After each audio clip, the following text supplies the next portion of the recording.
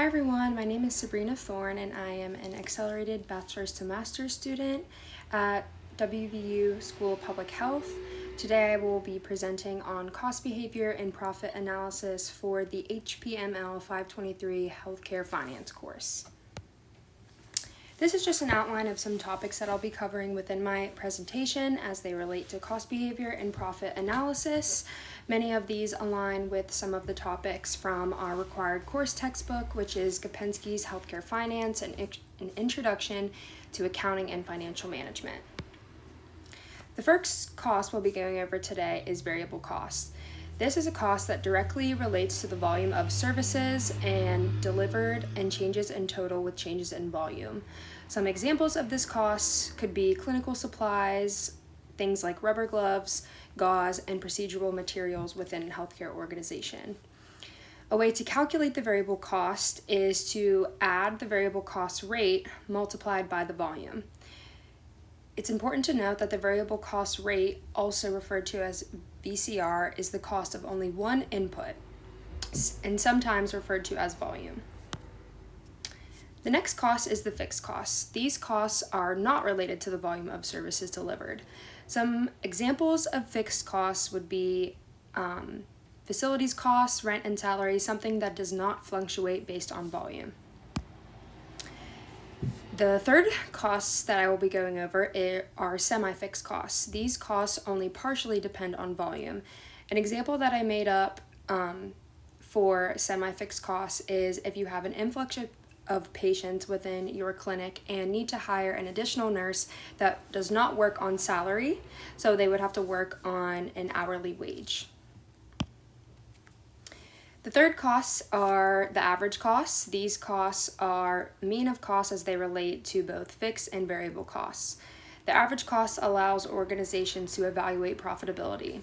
An example is going to be the average variable cost, as it represents the amount an organization pays on materials like clinical supplies, procedural materials, and instruments within the entire organization. So, a few ways to calculate is the average variable cost is taking the total variable cost and dividing it by the volume. The second, as it relates to fixed costs, is taking the total fixed cost and also dividing it by volume, giving you your average fixed cost. Next, we have the total costs. The total cost represents the sum of costs as they may relate to both fixed and variable amounts. An example of this would be trying to find the total variable cost. So you would take the $28, which is the variable cost rate, and multiply it by your volume of 60,000. I actually made an example that I'll be walking through later in the presentation to represent total costs.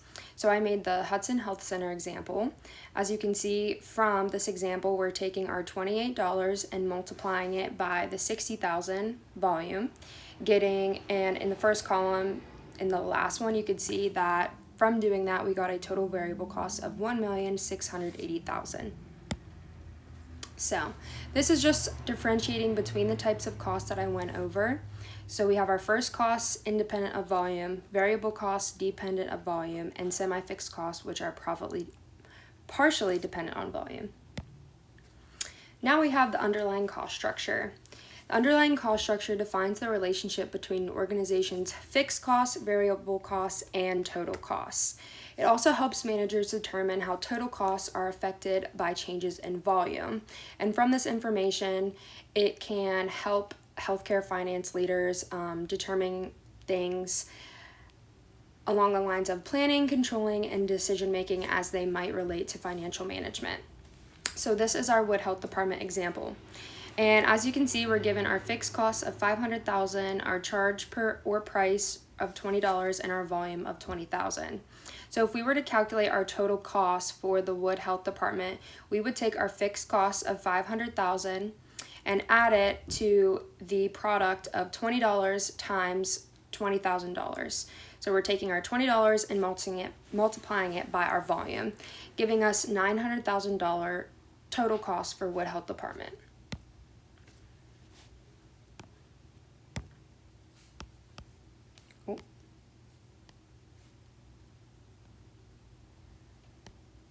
So the second is going to be our profit and loss statement. The profit and loss statement summarizes the revenues, expenses, and profitability of either the entire or subunit of an organization. It can be formatted in different ways and does not necessarily need to comply to generally accepted accounting principles. So here we have our Hudson Health Center example, which is another example I made. So given that we know the volume, the total revenues, and our fixed costs, in order to calculate the total variable costs, we're taking our $28 and multiplying it by 60,000, giving us $1,680,000 for our total variable cost. Next, to calculate the total contribution margin, we take our total revenue of $8,500,000 and multiply it by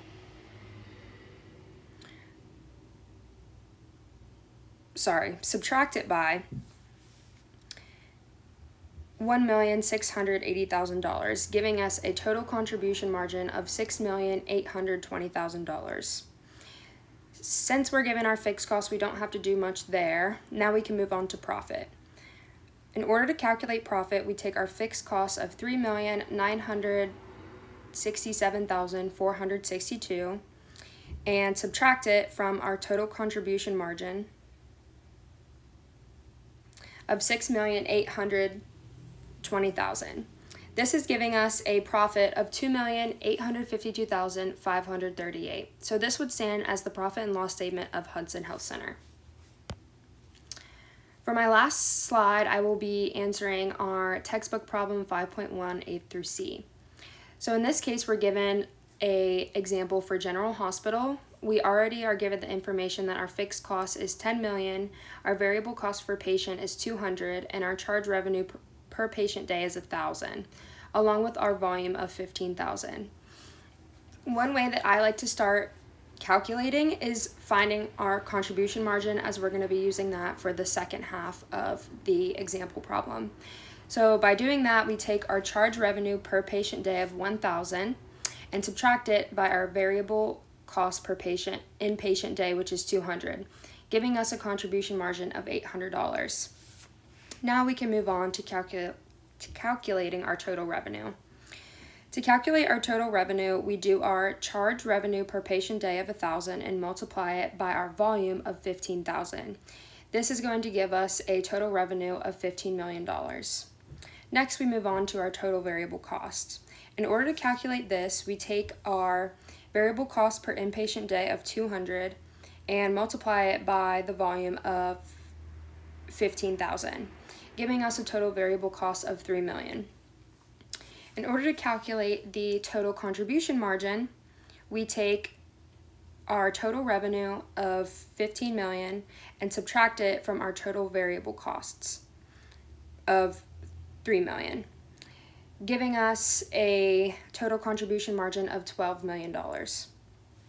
Now for the profit, in order to calculate that, we take our total contribution margin of $12 million and subtract that from our fixed cost of $10 million. This would give us a profit of $2 million for the General Hospital example. So now that we understand that, we take our fixed cost of $10 million and multiply it by our contribution days to find out how many patient days we would need to generate a $2 million profit, which will equal out to 12,500 patient days. For part C, now we are calculating the volume profit needed to incur a profit of either $1 million or $500. The way we do this is similar to the first part, but a little bit different. So first we're going to take our fixed cost of $10 million and add $1 million to that, giving us $11 million.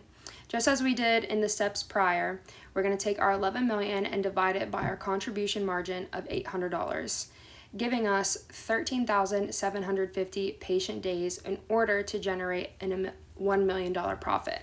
And we're going to do the same thing for $500,000. So we're taking our fixed cost of $1 million and adding $500,000, giving us $10,500,000. From there, we will divide our $800 contribution margin to $10,500,000, giving us 13,125 patient days.